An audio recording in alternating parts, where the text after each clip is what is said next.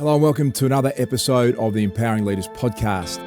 At Aleda, we are passionate about inspiring connections and creating a world of collaboration. Our signature program, Aleda Connect, curates groups of 5 to 6 leaders from diverse backgrounds in sport, industry, social venture and the arts who come together to learn, to connect and to collaborate.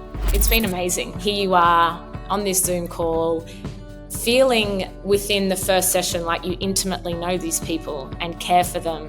And then all of a sudden realizing that even though you're in totally different industries, we're all going through the same thing, or we've been through it and we can help each other, or there's just this hurdle that you can't see past.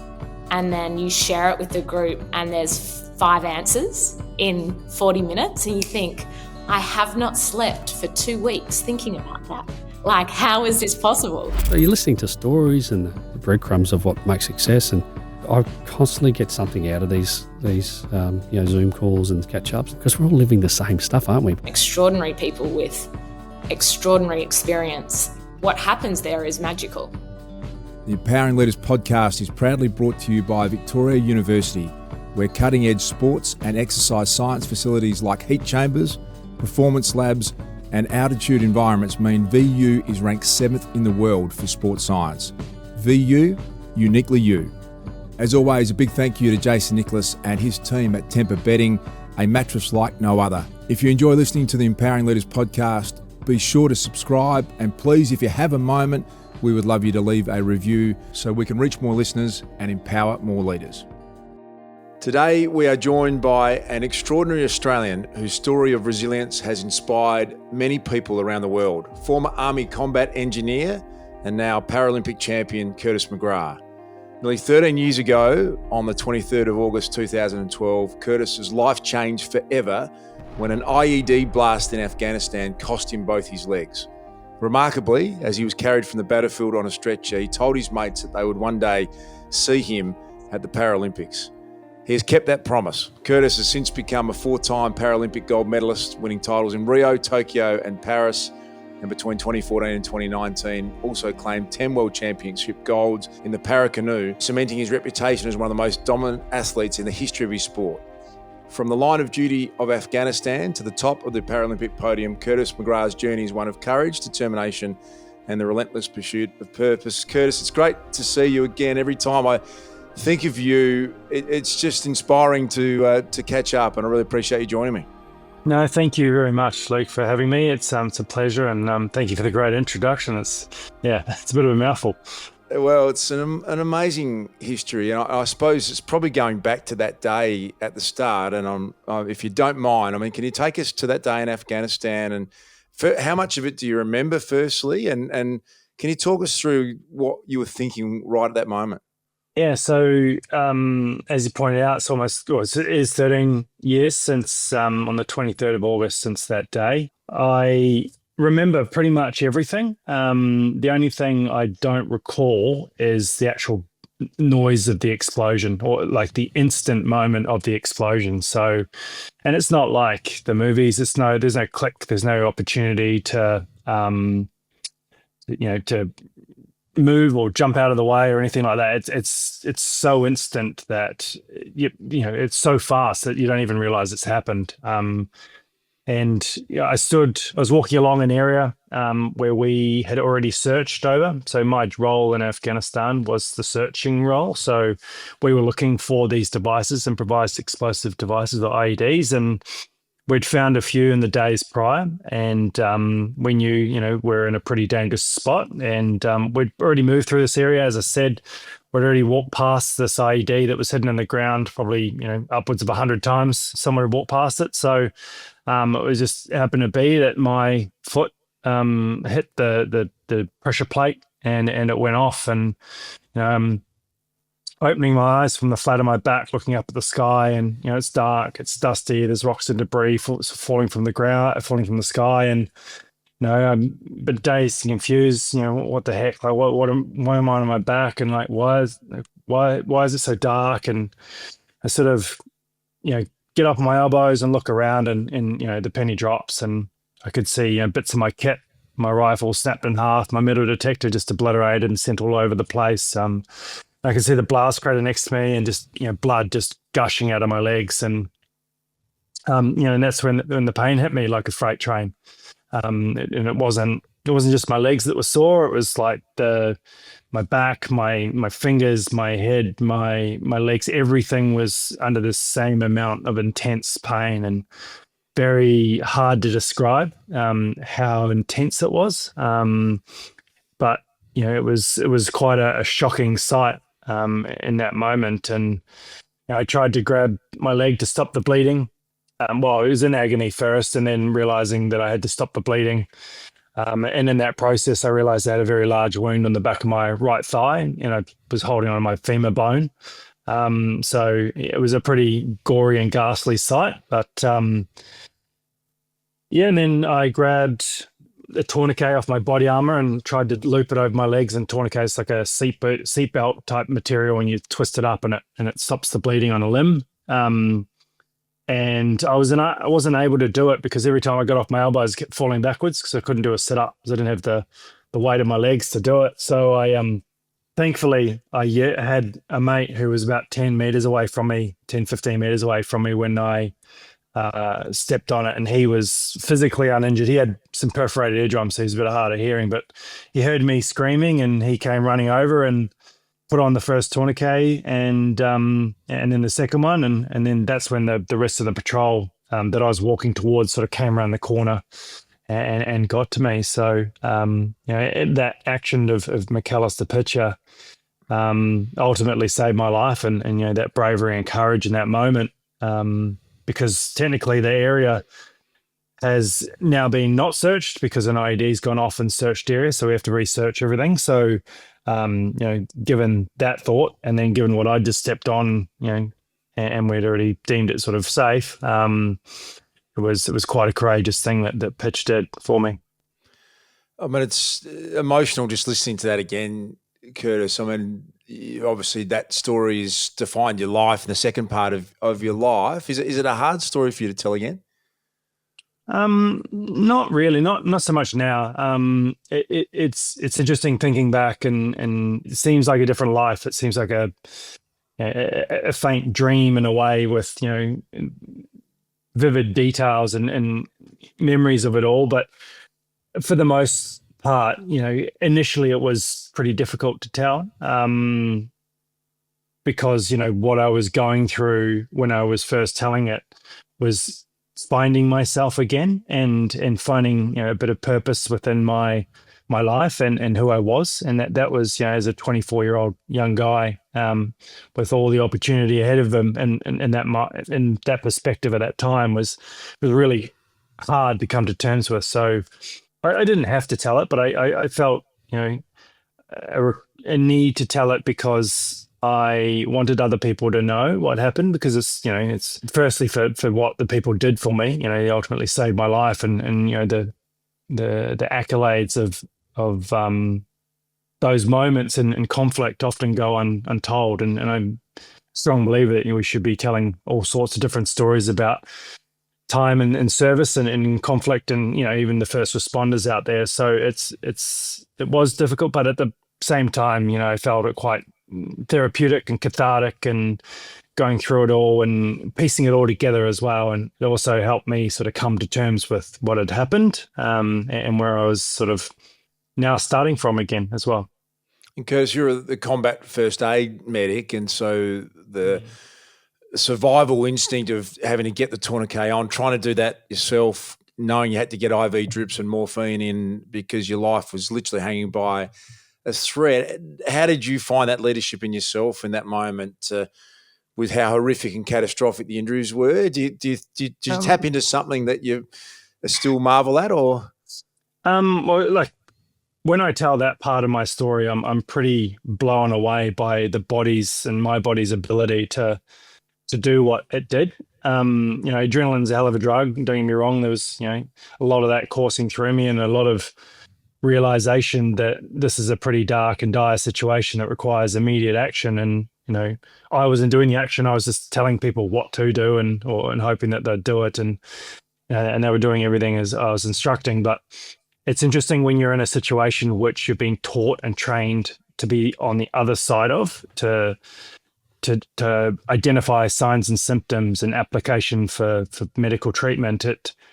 And it's, you're feeling it, and you're being it, and you're identifying it through your own sort of process, and rather than just observing it and trying to get a heart rate. I could feel my heart rate in my chest just trying to belt out.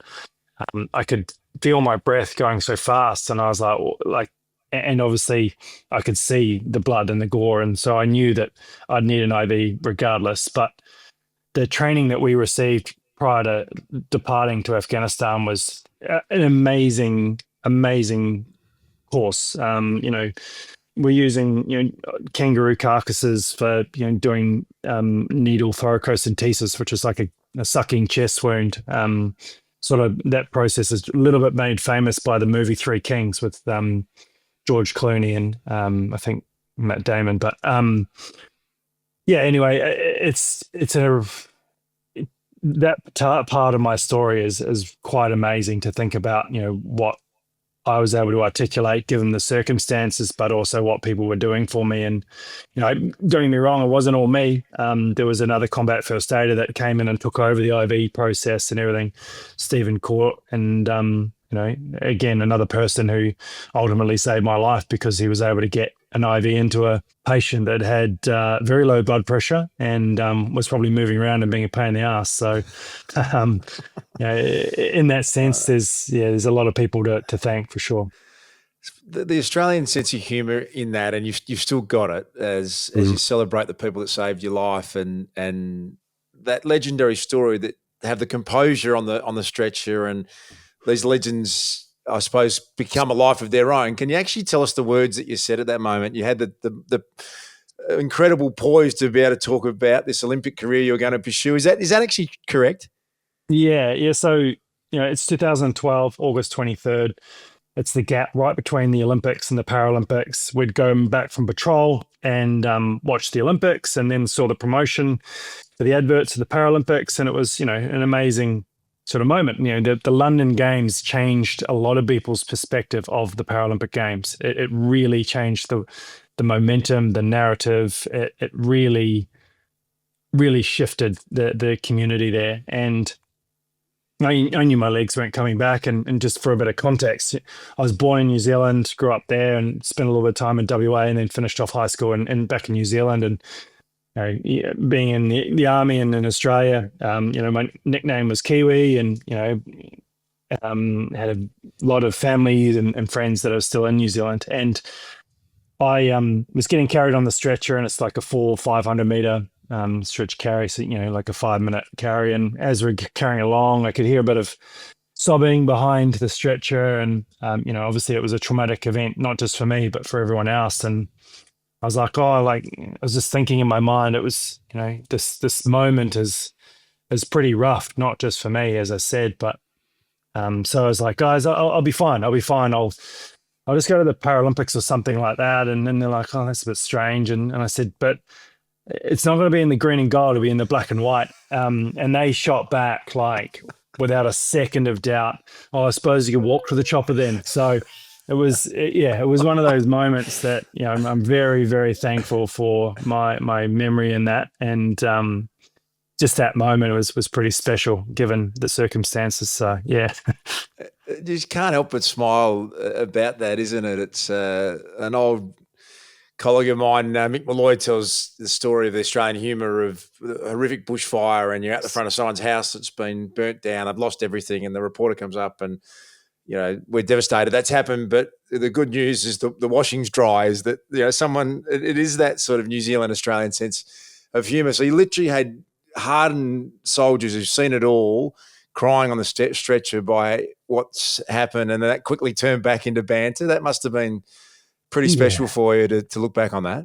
Yeah, and I think a bit of larrikinism, as we call it, it's pretty synonymous with the Anzac spirit. But all in all, it's probably not the only place you'll find it. My wife is an ICU doctor, and she's got some pretty dark sense of humor. So maybe the darker the situation, the darker the humor becomes. But in that moment, I think humor has its place. It's having a laugh brings people together. It alleviates trauma. It makes people feel, a lot better about the circumstances and whatever it is. But also, it's a little bit of a distraction, given what's happening around you. So for that to sort of shine through and be a part of that moment was pretty special, and it's definitely something I look back on with fond memories. Was there ever a moment, Curtis, you've gone on, and I want to get to the achievements post this in a moment, but did you have the why me? Did you ever get that? How did this happen? This is just, as you would imagine you would. Did you go through that stage as well, or? Yeah, I did, and that didn't really come until a bit later, like when I was in hospital. In the monotony of recovery of something so significant. So it was, pretty boring in there. There's only a few sort of things to do, and the same doctors and nurses you talk to, and it's the same sort of narrative, or same comms. Like, you just, oh, how you feeling today? Feeling any better? What can you do? This, can you do that? Like, what are you up to today? Like that sort of thing. And who's seeing you today? And what does the doctor say? And it's just the same. Like, it's so monotonous. And it just sort of chips away at you, and you're trying to find the meaning in it all, and coming to terms with what had happened. And at this point, I probably told my story to a few people that nearest and dearest type thing. But in that moment, you start to, as you start to break it all down, and you think, if I just stepped like 10 centimeters left or right, it would have been a different story. If I'd found that IED, I was the one who searched over top of it, and missed it. So, that moment where you start questioning, why me, or what if, and all that sort of stuff. I think in part it's important to break it all down so you can comprehend the scale and the minuteness of everything that happened that day that ultimately led to the reason why I stepped on it, but also the reason why I survived, and what people were able to do for me, and the training, and the location, and the chopper pilots, and the dispatchers and nurses. And you can break it all down and analyze it with a fine-tooth comb. But as I started to do that, I started to realize there was more people invested in me, trying to push me along. And that's when I started to realize that accountability in that moment had, like, in hindsight, but I was probably acting it and feeling it, as opposed to reviewing it and actually going, okay, I'm accountable for my rehabilitation. I'm the one who has to get me healed. Because the doctors and nurses and physios can come around and talk to me and apply bandages, but ultimately the mental side of things is going to take a lot longer, and it's a lot harder to fix, because I myself am not motivated or don't have a purpose to get out of there. And that's where, that's that moment where I was like, I need a goal. I need something to focus on. I need something to work towards, and get up and get after it every day. And that's when, the process of, I'll be up. I'll try standing for when the guys get home from Afghanistan. That was 3 months after I got hurt. So a really big goal, but also one that was really important in the process of my rehabilitation anyway. So it was a pretty tricky and ambitious goal, I would say. But at the same time, it was one that wasn't impossible. And I had a lot of people supporting me in order to get there. So that was something that was really driving me to heal, but also making me accountable each day for something I could control as well. Amazing that you're able to be standing to see your great friends and soldiers return. As you said, it's in that space of time, given the nature of the injuries, and you sort of fast forward on, and what you said at that moment on the stretcher. You're in Rio, you're in Tokyo, you're in Paris. You've gone on to become the most successful Paracanoe athlete of all time. When you sit here now, how do you reflect on what you've been able to achieve in this next chapter?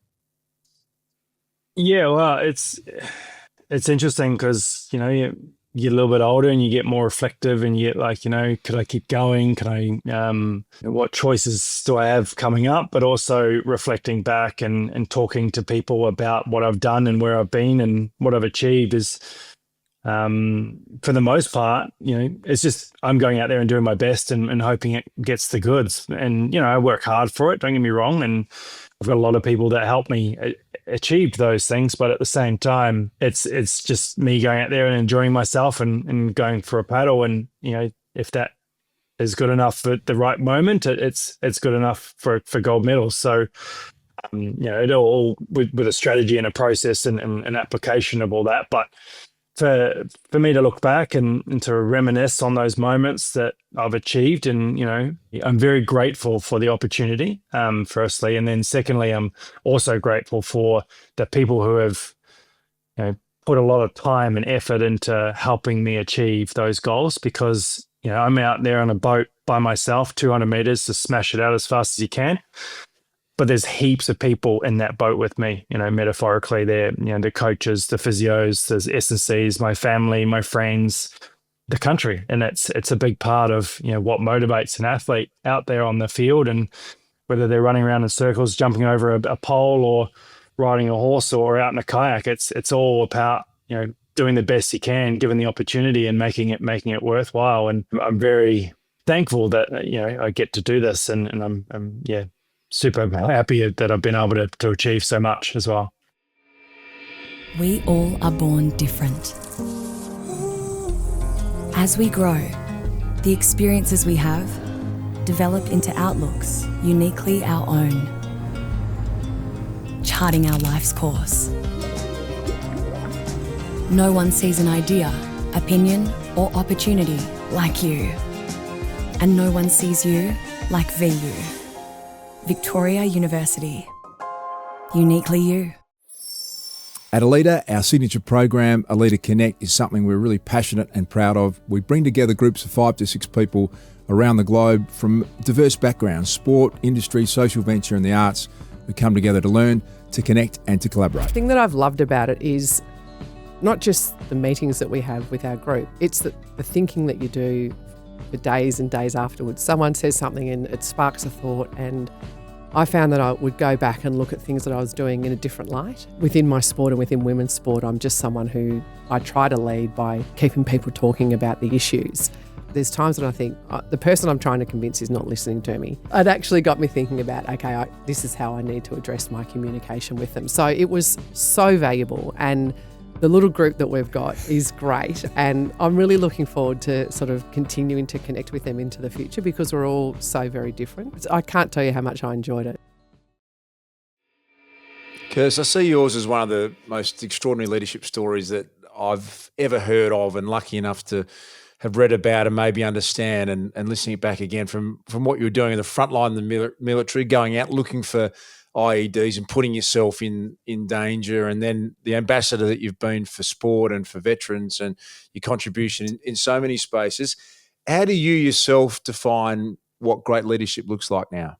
There's many different styles of leadership, and I'm probably a leader that leads by example. I'm while I was in the military, I was just a sapper, so the lowest, the digger, the private, as they call them in the infantry. But as a sapper, we follow orders, we do the dirty work. We are the sort of the working class, so to say, of the military. But what I appreciated in the military was when the leaders, our NCOs, our non-commissioned officers, and our officers would get down and work with us, because it shows a lot that they respect and recognize the work that we're doing, but also they can understand and empathize, what we're actually trying to achieve. And given that they're the ones giving us the orders, they have to understand what it is actually costing. So I brought that forward and been, in that moment where I feel as though if I go out and do my best, other people can see that and follow that. But given that I was a captain of the Paris Australian Paralympic team, and having that honour given to me, I was a co-captain with Angie Ballard by my peers, is such an amazing sort of feeling that people look up to you, especially given the community that I'm in, with the the Paralympic community. And I still see myself as a newly acquired disability. However, it doesn't actually appear that way anymore, because I'm 13 years deep, and It's been a remarkable journey, but given this sort of story that I've got and coming through and showing people and telling people that given the circumstances that's been put on me, you can get out there and go and achieve a lot, just as long as you've got good goals, great support network, and bit of drive and a bit of accountability to show what's possible. And I think a lot can be done in those moments. Curtis, everyone has those moments where there's some doubt or fatigue gets the better of us, or we don't want to get up and train or do the next thing. What's been the motivation? Have you found a way in the most extreme circumstances to just push forward and been able to go and achieve what you have? Yeah, I used to have a little saying to myself, when you wake up in the morning, it's cold, it's raining, or it's windy, and all that sort of stuff, and it's hard to get outside and on the water and get cold and wet and push yourself. And I always said the saying was, those world champions don't sleep in, and they do sometimes, and I like a good sleep in. However, it's in the perspective of if you've got something to go and train for, and a coach waiting for you, and a teammates and a training squad that's waiting for you, you can't sort of slacken off because you don't feel like you want to do it today. And the human body is a pretty amazing thing, and it can push through a lot of difficulties, and especially the mental stuff. We push ourselves as athletes every day, and one of the greatest sort of fatigue factors of an athlete is waking up in the morning and trying to be better than you were the day before, and that chips away at you. But I'm a strong believer of to get out there and get after it is that if you're doing that every day, your competitors are probably having one or two days there that they might not get out, and then break that down into the actual sessions that you're doing. One more effort. There's always this moment on the sessions, and I'm sure you've had that out and especially in a training where like, what can I say to get out of this? Like, can I, I just got to go to the toilet, or, I just don't feel that good, or, my arm's sore or my leg's sore or whatever it might be. And it's in that moment when you start realizing what you're trying to do, that it dawns on you like, actually everything I do from now on, that's what makes me better. And that's when you get to that point, those little bits more, because if we all went to, that point where we started to doubt or to question why and how to get out of it, you wouldn't get better. You'd stay sort of mediocre. And it's that little bit of push just to do one more, or just to do, I'll just get through this 10 more strokes and get through. And once you get through, you're like, shit, I did that. It was a good session. So, yeah. Curtis, there'll be a lot of people listening to this that are facing adversity in their own life. Is there the most important message that you would like people to learn from your own story? I think, having a bit of a purpose, whether it's, getting a promotion or getting a training goal through fitness, or saving for a holiday or whatever it might be. There's many different goals out there, and that's what it's important to write it on the wall. And I'm a strong believer of telling people about your goals, because that way they're able to, other people around you are able to understand what you're trying to do, but also they can help. They might be able to identify something or give you some advice, or even, whatever it may be, physically help you, or donate money or whatever it might be.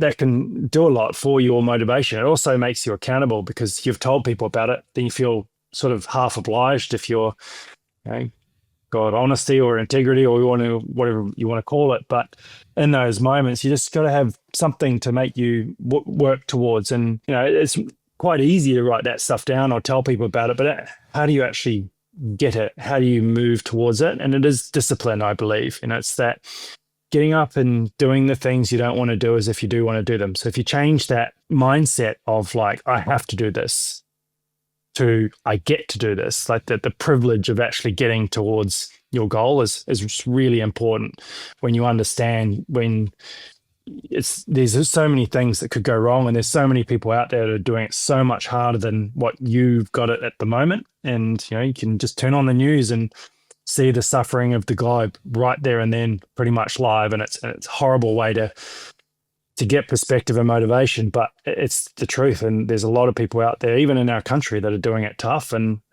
if we can somewhat, change the narrative in our own mindset to push forward and see the opportunities that are ahead of us, that we have this amazing privilege and living in this free and prosperous nation. It's a pretty good place to live, and we can achieve a lot in it.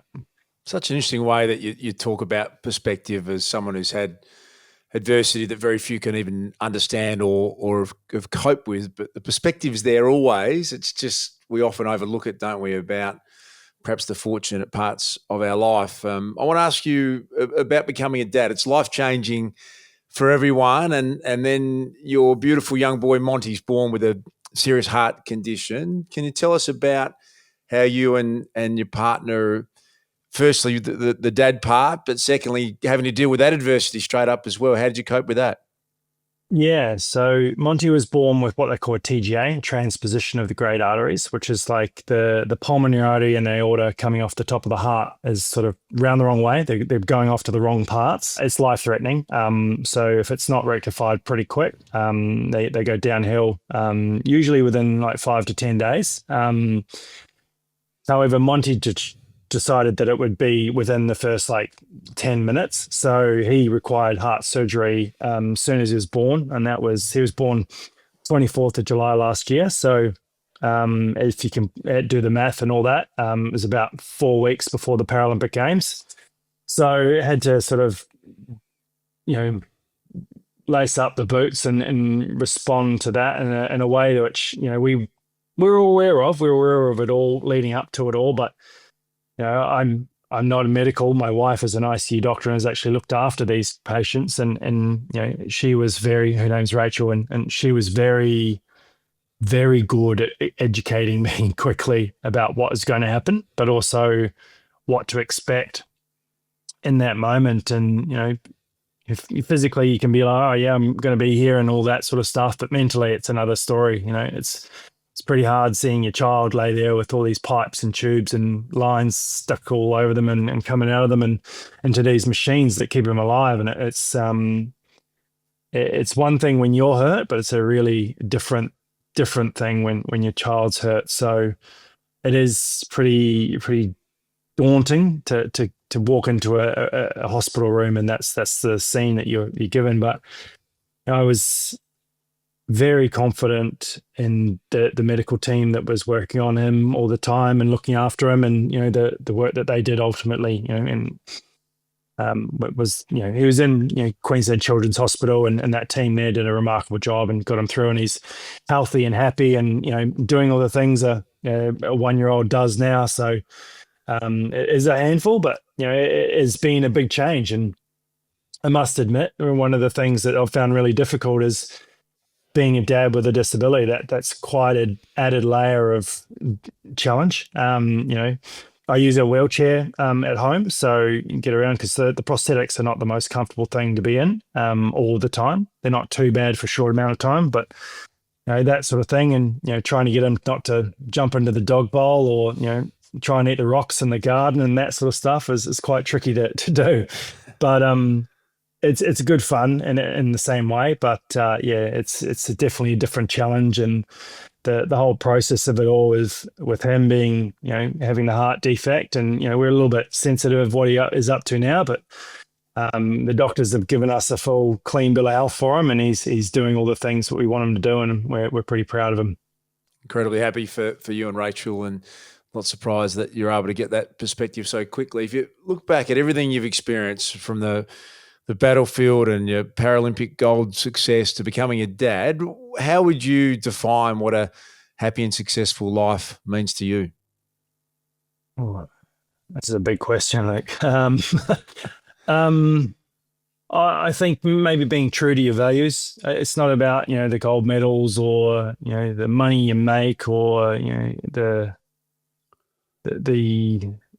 maybe not the people you get to meet along the way, although that's a really cool part of what I've been able to do. It's, if you've got values that are, seen in a good light, and, integrity and honesty and accountable and disciplined and all that, and you can live to them and exude them and really make the most of the opportunities that are in front of you, you can be pretty satisfied with what you've been able to achieve. And I think with love and support and care that I've had through my life and through my sport, I've been able to achieve a lot. And as I said before, people out there are not as lucky as me and haven't had the process or the support that I've had. But at the same time, it's I'm very grateful for those people that have got behind me and supported me, and first and foremost, my family and everyone around it, my friends and the country that supported me to ultimately wear the green and gold. But I'm very grateful for the opportunities that I've been given, and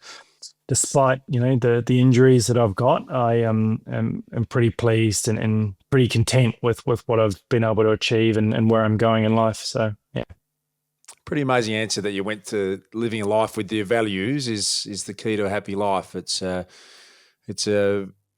that really resonates. I lucky enough to record a podcast recently with Dr. Peter Ray, an author of a book called Better Humans, Better Performance, and basically the classic virtues of life is what he sees the data suggests is exactly as you described, and not surprised that is where you went and the way that you explained it.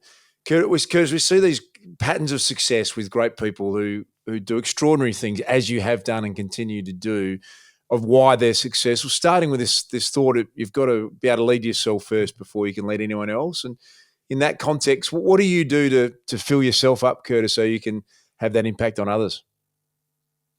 I guess you got to find some enjoyment in the things that you're doing, and not everything's easy, and not everything's smelling of roses and all that sort of stuff and accolades. It's it's the hard work that you put in ultimately is the feeling of success. Knowing all the work and preparation you put into something, and whether that is winning gold medals or building a house or raising a child, it's that you put in a lot of hard work, and there's some really amazing moments, and they're so fleeting and so small sometimes that you'll be forgiven to forget that they ever happened. And I think we need to celebrate our successes a lot, and when we do that, we do it in a way that's meaningful and not so not egotistical or ego inflating, doing it in a way that makes you feel good but also makes you feel humble about what you've actually done. Because if I go back and think about all the stuff that I've achieved, it's quite a lot, but it's taken a lot of work, and I'm very, very, very pleased with all that. But also, taking a bit of time out, and I'm having a year off at the moment to sort of have a breather and help raise Monty. And after a Paralympic cycle, it's a lot of hard work, and having the time to spend it with family and not have to sacrifice as much just to try and chase a goal or a dream. And that's something that I think is really important, that we set goals, we work towards them, hopefully achieve them, and if not, try again and keep going, achieve it, celebrate it, and then you have a break and have a bit of a breather and reflect on what you've achieved. Because when you do that, you're able to come to terms with the maybe the mountain that you've climbed. And I think that's really important to get ready for the next goal as well. Curtis, is there one thing as a leader that has always worked for you that you'd never change?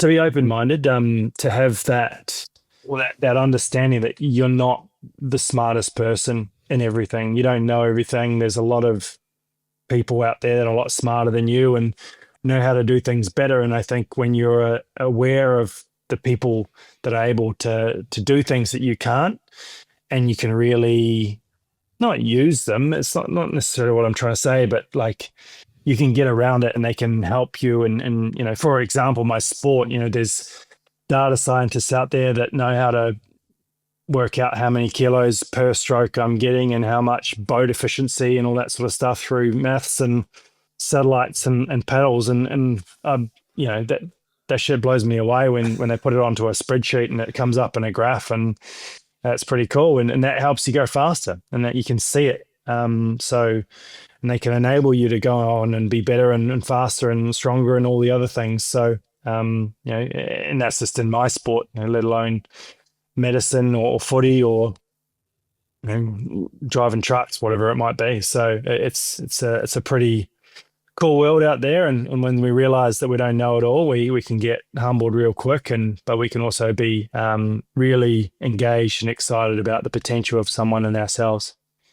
So great leaders are really clear on the vision and how they're going to go about it with their team. Has there been a visionary leader that you've had in any of the disciplines in your life that you've thought, that's someone I just feel compelled to follow his or her particular vision?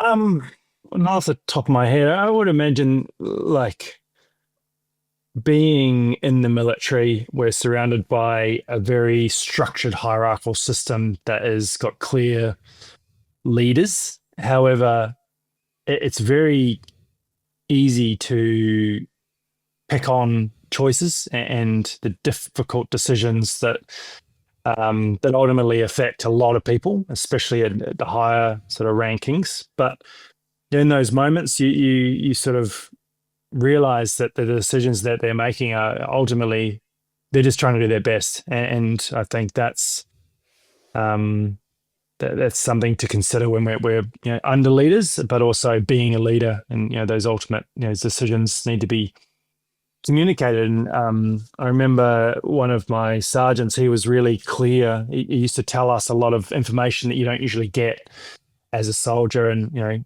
we were able to understand why things were being done the way they were, and you can sort of empathize with them because they got pressures of their own leadership as well. So those moments where that trust and respect can go a long way, because then the people can understand why we're doing things the way they are, or the way they have to be, and you can sort of get on with it and see the bigger picture as well.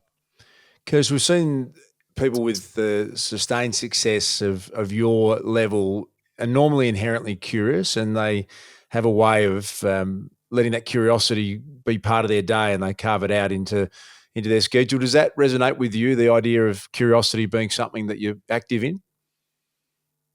I think being curious allows you to take more in. You're able to learn more and pivot more and be more agile.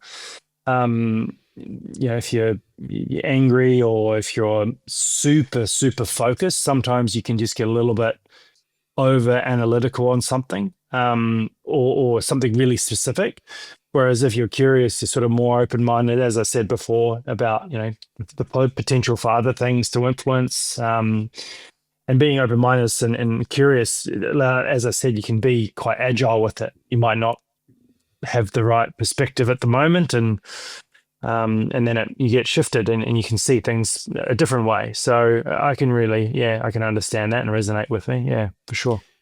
In terms of the way you communicate, has there been a mantra about how you've gone about your communication in all of the leadership spaces you've been in? I would say that honesty and integrity would be up there for me. Trying to be as authentic as I possibly can, but also letting people know, or being honest about where you might not know your deficiencies in that area. To realize that there's more than one way to do something, or if there's a different perspective, or someone going through something challenging and that you're not aware of it. So to really sort of understand that you have to be authentic to yourself. And as you said before, you have to know yourself before you can lead others. And that's pretty important in those moments to really be content with who you are and where you're going. And other people can see that in you, and then you can, hopefully they can come on board and be followers along their way. Curtis, who's been the greatest leader in your life? It would probably be my wife, Rachel. Given she's an ICU doctor and is charging just as hard as I am, but just in a different field, and to have a life partner in her, and that's pretty cool. partner to have, because her ambition and her drive is as inspiring as what some people say my stuff is. So I'm just paddling a boat, not going out and saving lives like she is. So it's pretty cool. I love asking that question because, if often you've got someone as close as a family member or a life partner, and Rachel, as you said, it's a pretty special gift, isn't it, to know that of all the things that have her by your side. And young boy Monty sounds pretty amazing. We're a bit obsessed with collaboration, Curtis, and what we're doing, and the idea that people are better together and you connect great people and great things happen. And you've met some fascinating people right across your life through what you've achieved and your story. Has there been someone you thought, God, that's someone I'd love to collaborate with on your sporting life or any other of your passions? There is a name that springs to mind? There's a huge list of people that I've met along the way, and I guess I've been lucky enough to experience the Invictus Games with Prince Harry, so that was pretty cool. And to be a part of that and helping bring the games to Sydney in 2018 was really special. So I guess I've had the opportunity to do that in a way. But we've got the Brisbane 2032 coming up, and there's a lot of amazing opportunities in this space, especially in southeast Queensland, and who knows what's around the corner. So I don't know where I'll be, and I still don't know what I want to do in my life. So it's just one of those things that you used to take the best of what you've got and hope it works out. So I'd like to see the Paralympic movement go beyond what it is today and achieve a lot more, and hopefully being able to be a part of the Paralympic board in Australia is super exciting because of the games that are coming, and working with amazing Paralympians and legendary Paralympians like Ali Cole and Grant Meisen and Sarah Stewart and people like that have done amazing things for our community. But we're ultimately in the driver's seat now of these organizations that can create great amount of appeal and motivation and opportunity for people living with disability in our country and the world as well. So it's exciting to have the games coming, and being a part of this movement is pretty special. I'd like to buy shares in anything that Curtis McGrath puts his time to. I'd like to back on that being an extraordinary success. And the way you tell your story with such humility, and always the first thing when we ask a question of you today, it's about the people in the community around you. It's incredibly inspiring. Thanks for sharing it again today and telling your story as beautifully as you did. Thanks for your time. I really enjoyed it. My pleasure. Thanks for having me. Cheers.